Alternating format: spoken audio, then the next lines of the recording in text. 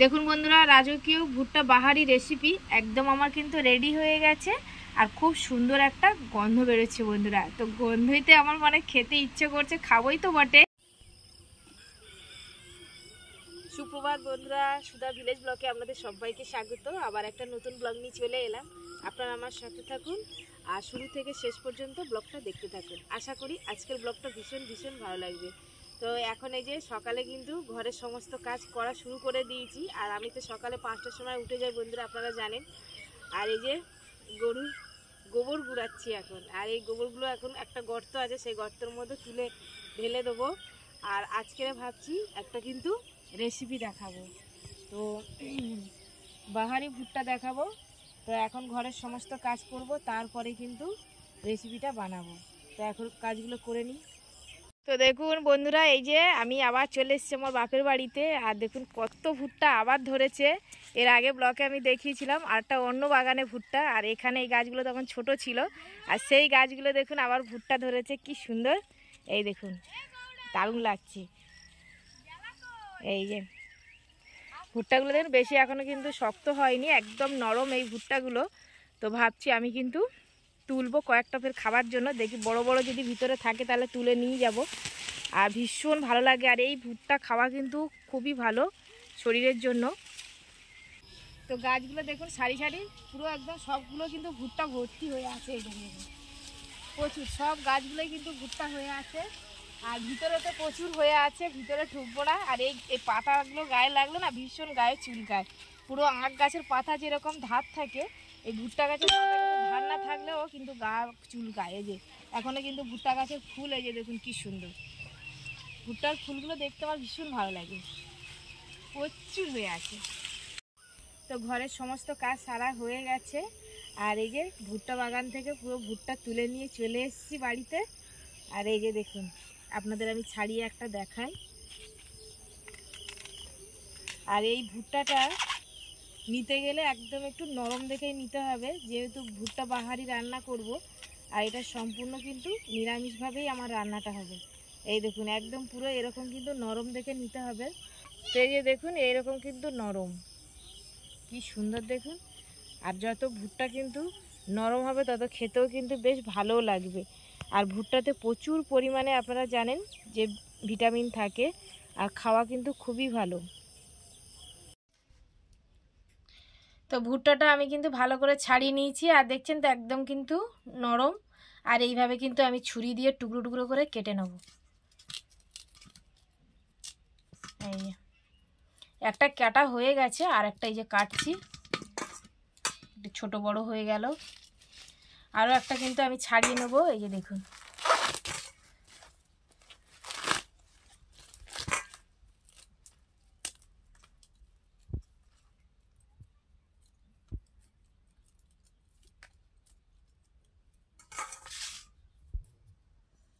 তো এটাও কিন্তু এইভাবে কিন্তু আমি ছোট ছোট করে কেটে নেব।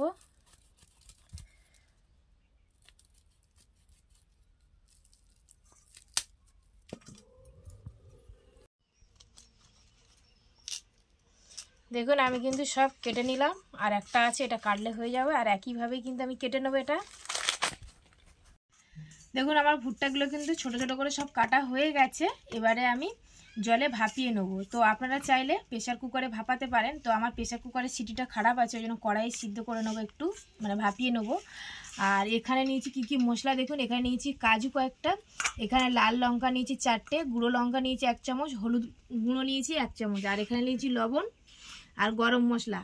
তো এই হলো আমার মানে রান্নার সব মশলা। আর এখানে নিয়েছি ঘি, সাদা তেল আর পোস্ত। তো এটা সম্পূর্ণ কিন্তু নিরামিষ হবে। আর এর সঙ্গে একটু চিনি লাগবে। আর টক দইটা এখন মানে কাটা হয়নি, মানে ফ্রিজে আছে, টক দই লাগবে। তো এখন আমি এবারে সব মশলাগুলো ভালো করে বেটে নেবো। তো এই যে শিলপাতাতে আমি বেটে নেবো বলে আমি কিন্তু মশলাগুলো সব নিয়ে নিয়েছি একসঙ্গে। এখানে নিয়েছি পোস্ত, এটা তো আগে বললাম। আর আদাটা বলা হয়নি বন্ধুরা, আমি কিন্তু 4 টুকরো আদা নিয়েছি। আর এবারে একসঙ্গে সব বেটে নেব। তো আমি 2টো লঙ্কা নিয়েছি কেন, আর 2টো লঙ্কা রেখেছি। 2টো লঙ্কা মানে গোটাভাবে কিন্তু তেলের ওপরে দেবো। আর এই যে 2টো লঙ্কা দিয়েছি, মানে ঝাল আছে ভালো লঙ্কাটা। আর যেহেতু আমার বাচ্চা ঘরে খাবে, আর এমনিতে আমরা একটু ঝাল কম খাই বন্ধুরা, ওই জন্য একটু ঝাল কম নিয়েছি। আপনারা চাইলে আপনাদের পরিমাণ মতো কিন্তু লঙ্কাটা নেবেন। আর যে কোনো মশলা বন্ধুরা আমরা যদি এরকম যদি শিলে যদি বেটে নিই, সেইটা কিন্তু আমাদের তরকারির স্বাদটা কিন্তু অপূর্ব লাগে। মিক্সারের থেকে আমি দেখেছি শিলপাতা বাটা মশলা কিন্তু খাওয়া আলাদা টেস্ট। আর আমি কিন্তু বেশি এই শিলেই কিন্তু বাটি।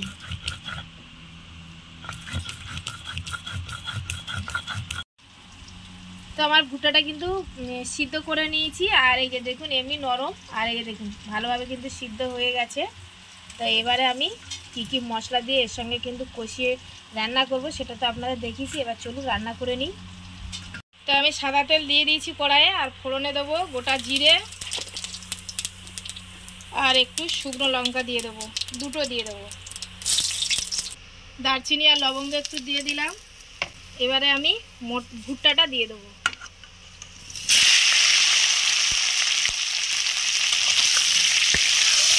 আমি একটু ছোটো করে সাইজ করে আবার কেটে নিয়েছি, তখন একটু বড়ো বড়ো লাগছিল, ওই জন্য আবার ভাবলাম একটু ছোটো করে কেটে নিই। আমি ছোটো করে নিয়েছি। এবারে মনে হচ্ছে একটু দেখতে ভালো লাগছে, তখন বেশ বড় বড় লাগছিল বন্ধুরা, ওই জন্য কেটে নিলাম। তো আমি এবার লবণ দিয়ে দেবো। আর আমি যখন ভাপাই তখন কিন্তু হালকা করে কিন্তু হলুদ দিয়ে কিন্তু ভাপিয়ে নিয়েছি বন্ধুরা, ওটা কিন্তু আমি বলতে ভুলে গেছিলাম, সরি। ওই জন্য এখন বলে দিলাম। আর এই যে লবণ দিয়ে একটু ভেজে নিলাম।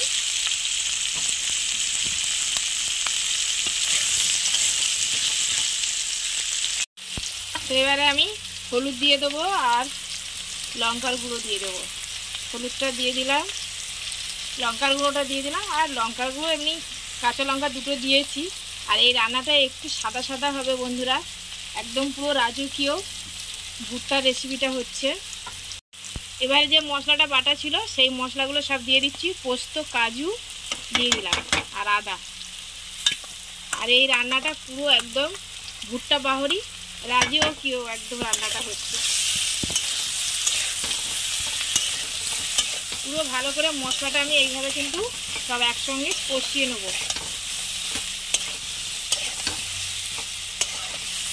তো ভালো করে আমার কষানো হয়ে গেছে। আর শেষে এবারে একটু টক দই দিয়ে দেবো। এই যে দেখুন আমি কিন্তু চামচের 2 চামচ নিয়েছি, এই চামচের।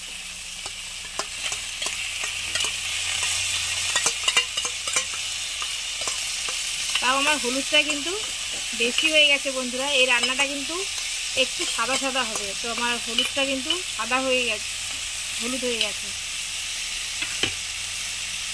তো এবার একটু নাড়িয়ে নেবো, নিয়ে আর গরম জল করে রেখেছি, গরম জলটা দিয়ে দেবো। তো এই যে দেখুন আমি কিন্তু জল দিয়ে দিয়েছি, আর একটু জল দেবো, 1 বাটি দিয়েছি, আর 1 বাটি দিয়ে দেবো। তো বন্ধুরা এই যে দেখুন তরকারিটা কিন্তু ফুটে উঠেছে। আর আমি এখানে এই যে একটু নকুলদানা দিয়ে দিচ্ছি চিনির পরিবর্তে। তো আপনারা চাইলে চিনি দিতে পারেন, আমি একটু নকুলদানা দিলাম। আর এই রেসিপিটা একদম আমাদের জগন্নাথের কিন্তু ভোগ হিসাবে নিবেদন করতে পারেন। আর কি সুন্দর ফুটছে দেখুন, গরম জল দিয়েছি তো সঙ্গে সঙ্গে কিন্তু ফুটে উঠছে। আর গরম জল দিলে বন্ধুরা কিন্তু তরকারির টেস্টটা কিন্তু অসাধারণ লাগে। সবসময়ের জন্য আপনারা চেষ্টা করবেন গরম জল দিয়ে রান্না করার। তো দেখুন আমার কিন্তু একদম রান্নাটা কমপ্লিট হয়ে গেছে। এবার আমি গরম মশলাটা দিয়ে দেবো, যেটা আমি বেটে রেখেছিলাম গরম মশলা, এই যে দিয়ে দিচ্ছি। আপনারা চাইলে গুঁড়ো ব্যবহার করতে পারেন, আমি কিন্তু বেটে ব্যবহার করলাম। এবারে উপর থেকে আমি একটু ঘি দিয়ে দেবো।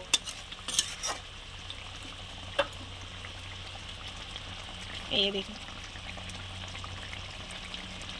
তো এবার আমি নামিয়ে নেবো, আর ফোটাবো না। ঘি দেওয়ার পরেই কিন্তু নামিয়ে নিতে হবে, না তো স্বাদটা কিন্তু ভালো লাগবে না খেতে।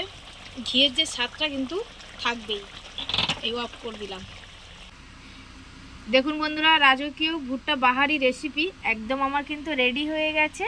আর খুব সুন্দর একটা গন্ধ বেরোচ্ছে বন্ধুরা। তো গন্ধইতে আমার মানে খেতে ইচ্ছে করছে, খাবোই তো বটে গরম গরম ভাতের সঙ্গে। আর এটা কিন্তু রুটি, পরোটা, ফ্রায়েড রাইস, পোলাও এর সঙ্গে কিন্তু খেতে ভীষণ ভালো লাগবে। আর এটা একদম কিন্তু সম্পূর্ণ নিরামিষ দিনে নিরামিষ রেসিপি, ভালো লাগবে খেতে।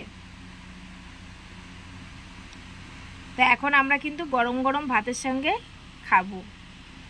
আর এইভাবে কিন্তু ভুট্টা রেসিপি যারা যারা খাননি অবশ্যই কিন্তু বাড়িতে বানিয়ে খাবেন বন্ধুরা, খুব ভালো লাগে খেতে। তো দুপুরে খাওয়ার পর একটু ঘুমাচ্ছিলাম, আর সত্যি বন্ধুরা ভুট্টার বাহারি রেসিপিটা অপূর্ব হয়েছে খেতে। আর এই ঘুম থেকে উঠে পুকুর ধারে চলে এসেছি, এখানে এসে এই যে একটু মাছের খাবার দিচ্ছিলাম। আর এখানে পুকুর ধারে এমনি হাওয়াটাও কিন্তু বেশ ভালোই লাগে।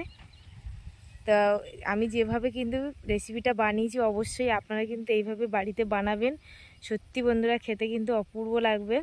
আর ব্লগটা বেশি বড় করব না, আজকের ব্লগটা এখানেই শেষ করছি। যদি ব্লগটি ভালো লাগে সাবস্ক্রাইব, লাইক, কমেন্ট, শেয়ার করবেন আর আমার পাশে থেকে আমাকে সাপোর্ট করবেন। যারা আমার ফেসবুক পেজে ভিডিওটা দেখছেন পেজটিকে ফলো করবেন। সবাই ভালো থাকবেন, টাটা।